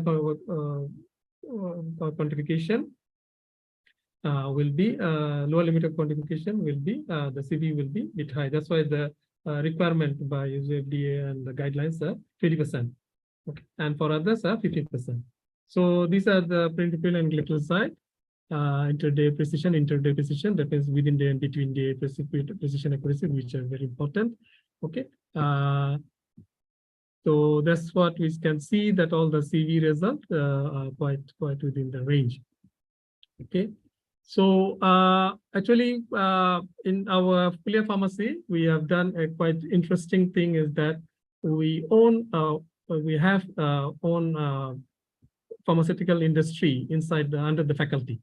Under the faculty preference, we have a PICS GMP compliant pharmaceutical industry, manufacturing industry. So why? Because that was the niche area of this faculty of pharmacy. Whenever the new pharmacy school has been get the permission, so there should be a niche area. So our niche area was the industrial pharmacy. So, and then we have to the concept was that the doctors always have a teaching hospital. So they the medical school has to be established with the hospital setup, because that has to be the doctors has to go for round for the wards. So here the concept of our former dean, the founder dean, that the pharmacists also are professionals, so they should be having a round in the industry. So we'll be working in the industry while we'll be rounding in the industry while we'll be giving lectures in our lecture hall. So that was the concept has been adopted by our dean, and then we established a full-fledged pharmaceutical manufacturing plant inside our faculty, so that it will venture the research component and the training component for the students, that the industrial training for the student should be in-house, that we don't have to seek other industries to have this. And then we can have our first hand, that is the lecturers and the academics on site. That means just like the medicine students are teaching bedside, they're getting bedside training. So we are giving on-site training to the students, the pharmacy students. Okay, so these are the location for our pharmacy faculty. This is the whole university, and this is our Kulia Pharmacy building, and this is the whole academic building, and this the red part is the manufacturing plant, which is at the back of the building. Okay, and this is our faculty, and this is our office and manufacturing plant. This is the manufacturing plant office, then office and production office, and this is the PICS GMP. PICS GMP certification in 2012 we have obtained PICS GMP certification for manufacturing generic formulations and any other formulations. And this is the organization chart. The board of directors, the dean of faculty of pharmacy is by his default is the chairman of that board of directors, and all the HODs for all the technical departments will be the academic staff of the Kulia Pharmacy. So I'm heading the quality control. So we have production, engineering, regulatory. All these are headed by the academic staff from the faculty. But executive and others levels, they are permanent staff for the company. Only the HR is coming from the from our business wing. Okay, so we are the pharmaceutical company is a private, or what do you call, Sindrian Bharat Private Limited Company. Okay, so that's the one. And then now I just want to give you a tour of our faculty. Sorry, the quality control ICOP pharmaceutical manufacturing plant. So this is the QC lab equipped with all the instrument and other things where we do all the CMS and GCMS, everything is there. Okay, and these are some manufacturing plant inside the one granulator. So for the solid dosage form, fluid bed dryer, and then blending demixer, tablet compressor. Okay, and these are all small pilot batch size actually. So for the training purposes, but we are doing the manufacturing, and we got the license already from the national regulatory agencies. So these are the cream and emulsion making, or the tablet, and then the liquids. For the liquids, we have all the liquid facilities, and then blister packing machine, and then we also have the bottling machine as well, the bottling and labeling machine, contact filling and coding machines. Okay, and water purification system. This is one of the very unique water purification system we have implemented to maintain BOD less than 50 ppb, if I'm mistaken, 50 or 500 ppb. Okay, so that is the very maintained one. And then this is our clinical trial section. We have our hospital where we have a dedicated ward for all the clinical trials and others. So this is the full-fledged government approved hospital, 350 beds. And then we have all the sections, emergency, everything is available there.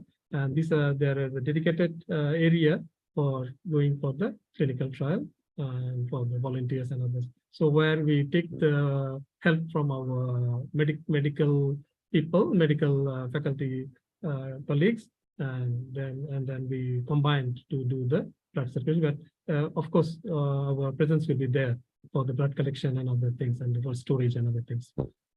Okay, so I want to acknowledge for my presentation to our Analytical Biomedical Research Lab from the Kulia, the Faculty of Pharmacy, and ICOP Sindrian Bharat. That is our Pharmaceutical Research Management Center, IUM, and NPRA for all the information that I shared. And funding from MOHI, Ministry of Higher Education, and Ministry of Finance, and Ministry of Health, Malaysia. Okay, that's it for my side. Thank you very much. Thank you. Thank you a lot, sir. Just to give me 1 minute.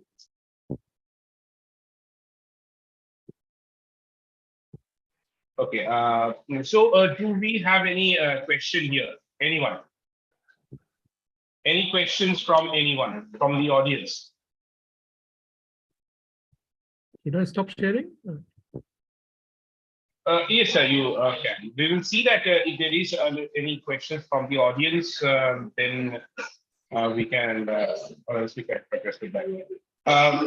We have with us Professor Vijaya Ghosh from NSHM Knowledge Campus. Professor Ghosh, I would like you to say a couple of words about today's discussion with Professor Hilaluddin.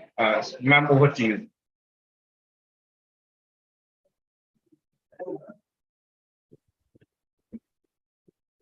Professor Ghosh, are you there?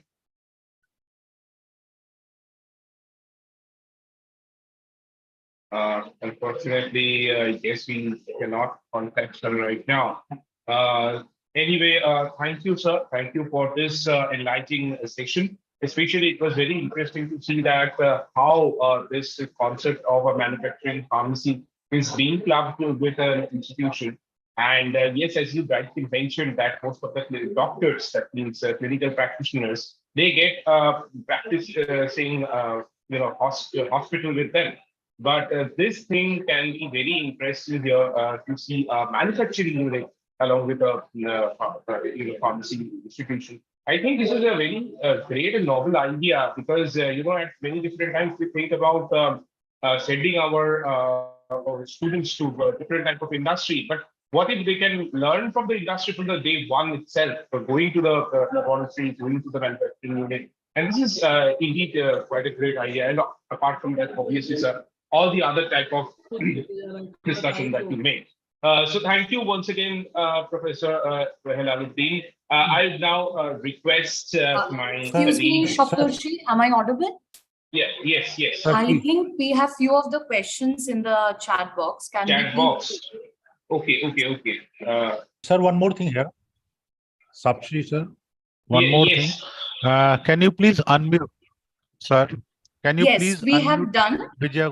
We have done, sir, from our end. Vijaya ma'am can speak right now. Yeah, Vijaya ma'am, maybe we were having some technical problem.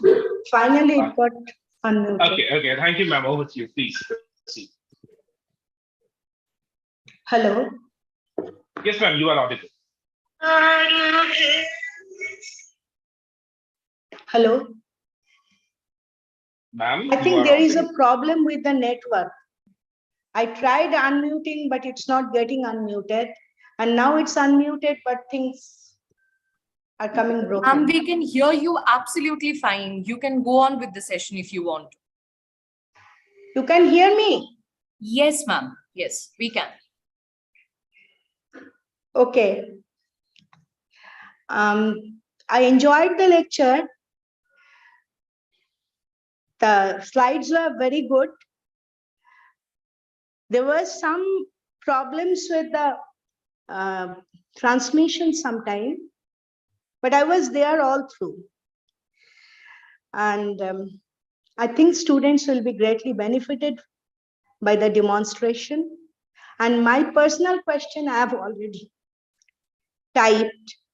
I want the Professor Hilaluddin to give some suggestions how we can get that software Winolin, because I tried, I could not get it.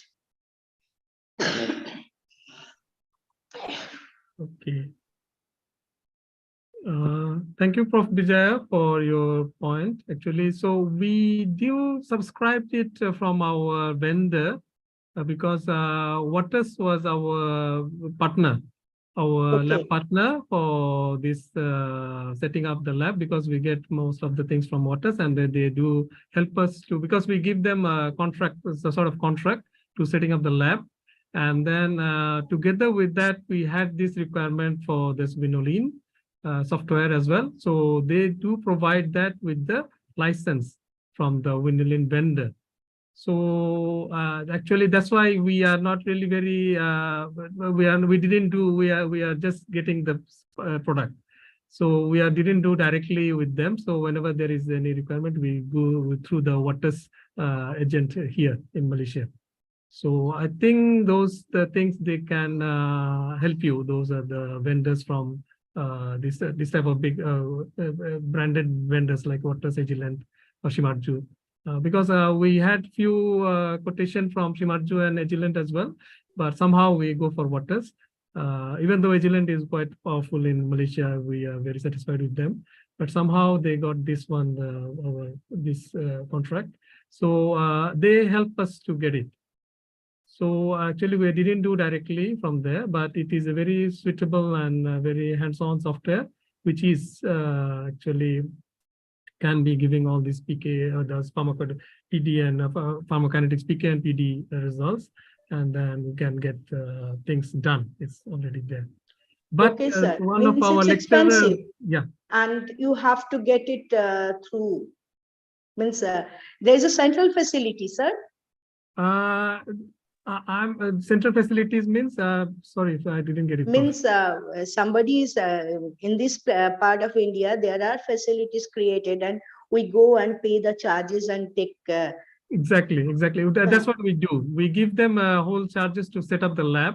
So and then the main instrument GCMS LCMS was from them actually, and then other things some of them they outsource this, and some of them then they set up the whole lab, including the GLP compliant things.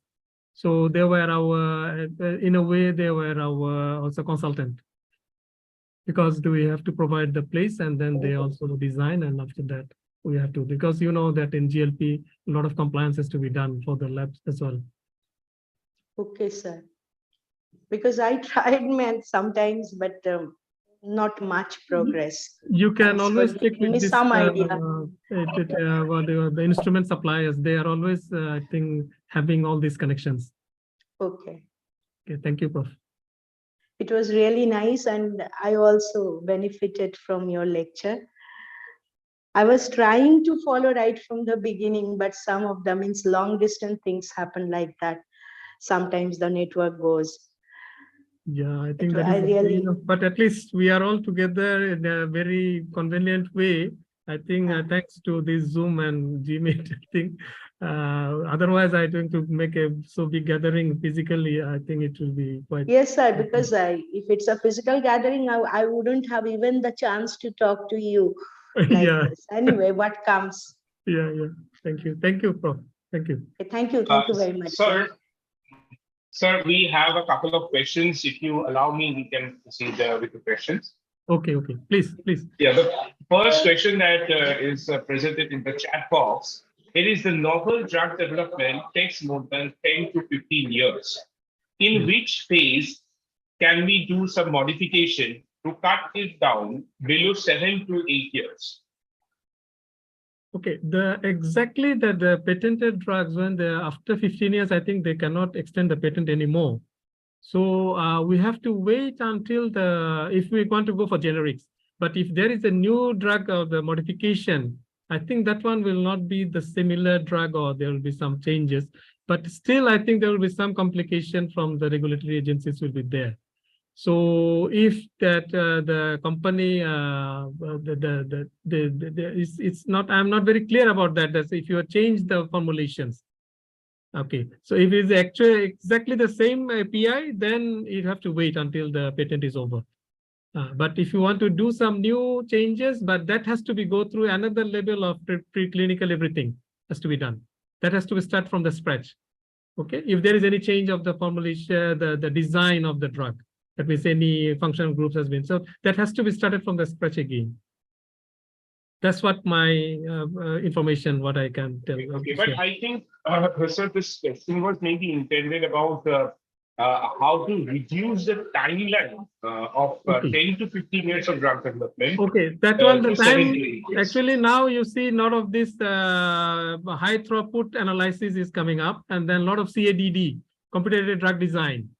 Okay, that's actually reducing that's how actually all this, we have a very big data bank for the drugs, but those are not been tested, which has been actually very helpful during this COVID vaccine invention, You can see that the timeline, they have already given you the timeline that by October, the end of this year, we will be getting some solution. So they are working on a very big database, which has been created for years. And regularly, you are seeing that all over the world, pharmacy schools are working on plants and extraction. Is it? And not only pharmacy school, nowadays, medical school, medicine school, that basic medical science researchers, and dentistry school, basic medical science researchers, everywhere they are doing on plant. So many thousands of data are coming up, and these all are getting a data bank. So we can give a very get a quick search on those, and then we can specifically go for particular types of drug within a very short time, which actually was last time was very time consuming. So now actually is that whether to get the data access to all those data, that will be the issue. So in the developing countries like us, it will be tough, but for the developed countries, it will be easy because they have all the database and everything there. So to do all this of research, that's why you will see they are always ahead of us. But India, I think a different story. So I think in the drug development and drug manufacturing and synthesis of drug, I think India is far ahead in developing countries. So other developing countries is still, I don't think they could cope up with India in that respect. So I think the timing will be getting shorter and shorter with this development. I hope I could answer part of it. Yes, sir, because this is obviously quite a detailed answer from you, sir. So I have a very similar type of question from the very same person, if you allow me. It says that can whole process of drug development can be done without animal testing, like using in silico testing, docking, etc. Very interesting question, sir. Actually, I think still no. Still no. Because what I attended the recent briefing from our National Pharmaceutical Regulatory Agencies, and US FDA is still not allowing any until there are any terminal patients. Is it terminal patients only? For normal drugs, I think they will still has to be start from the scratch, the rodent and other things. So for the animal study and all these things has to be done. So on the cell and stem cell, all these things, I think still they are not really giving open permission yet. So this is the very recent development when we are attending NPRA briefing, and we came to know. And then even the supplements, if you are, because a lot of supplements are available in Malaysia and in India also you have. If you are claiming any biological, that's anti-diabetic, anti-hypertensive, you have to submit the preclinical toxicology, all these reports, if there is any biological claim from any supplements. So that has to be go through all these stages of drug development. So I think on this basis, I can say only, if I'm not mistaken, there will be some provision is given to the terminal patients. Those are at the end stage of HIV or cancer. Maybe those are the trial type of things can be done. But for the normal for the normal use, I think still those will not be approved yet. So. Right, sir. Because yet we do not have that much of the capability. Things is not that much of updated yet for like skipping all the rodent practice and maybe sometime the artificial intelligence and all will be there. But till that time, we have the full test with us.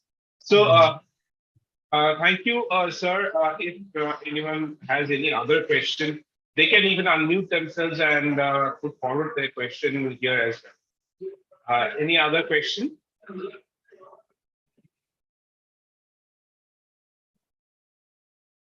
Yeah, there is a question. I think it is a very elaborate topic. Sir, please share your views about disease diagnosis and drug delivery using biosensor. If I may repeat, share your views about disease diagnosis and drug delivery using biosensor. Sir. Okay. Disease diagnosis using biosensors in a way that actually it's been there in certain areas of this, especially when we do. I think we are talking about the cancer diagnosis and others, I think they are using it. But for other diseases, I think it's not well developed yet, because the sensor to be having those things has to be very, very selective. And as you know, that is a very complicated things in our human toe. So still, I think the diagnosis, still they are going for those normal things of the biosensor. But work is going on.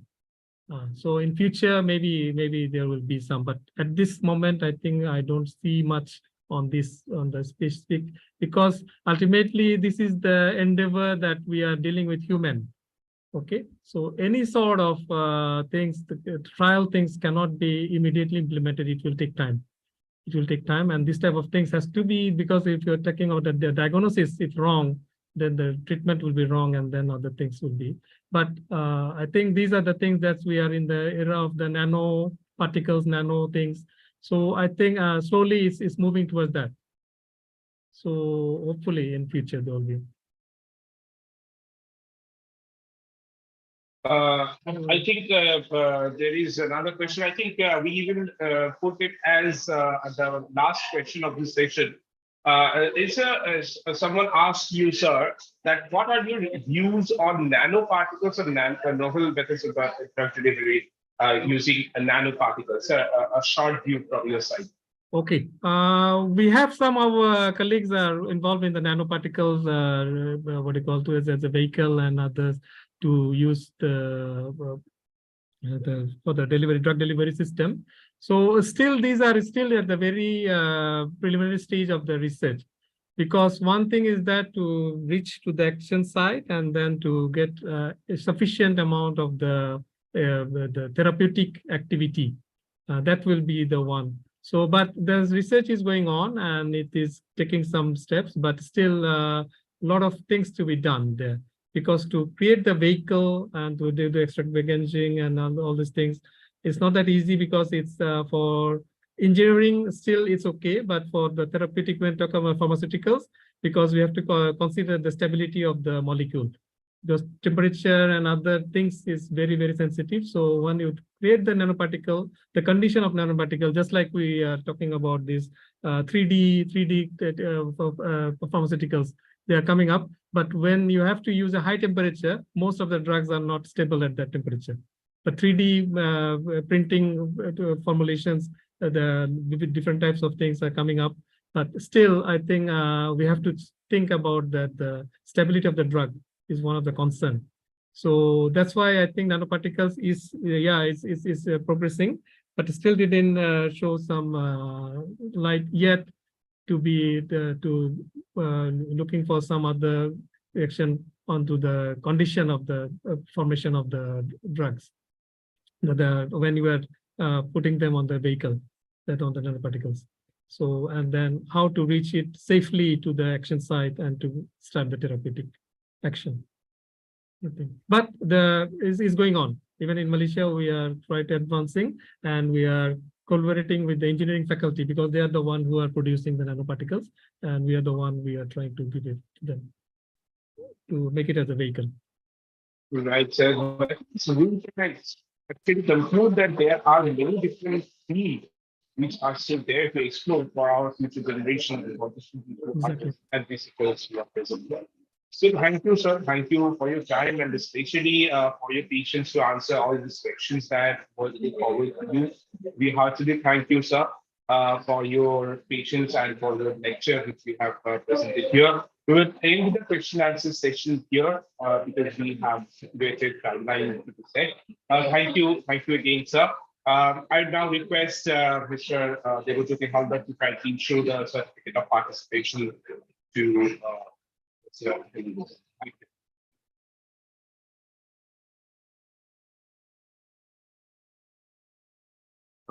Thank you, Ms. Shoptoshi. Thank you, Professor Dr. A.B.M. Hilaluddin. We'd like to present the certificate of appreciation as a guest speaker in our conference. Thank you.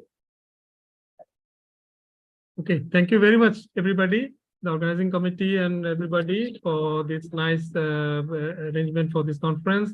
I'm really honored to be a part of this one, and I'm really grateful to all the academic staff of Adamas University And then I really thank all the participants and everybody for this conference. And I wish to come back again to have a more interactive session with Adamas University and all these conferences, and appreciate all these things. Thank you very much. Thank you, sir. Thank you so much. Okay. If you permit me, I have to leave. I have another meeting to attend. So I wish I could join, continue, but I have to join another important meeting related to the exam. So apology for that. Okay. Thank you very much. A very good day. Thank you, sir. Thank you. Good afternoon. Thank you. So now we will take our lunch break here, and we will again meet back in 1:45 p.m. today. So thank you. We will now commence our lunch session. Sir, with your permission, Professor, our introducer, Professor Dash. One thing, Saptarshi, there is one Yes, declaration to students. All the participants, you have to be stay tuned for the second half also, because unless you are not filling the feedback form of the 2 sessions, you will not get the certificate. So all the participants, you are informed to join the second session also and fill up the form. Then you will get the certificate. Thank you. Thank you, sir. We now commence the next session. Thank you.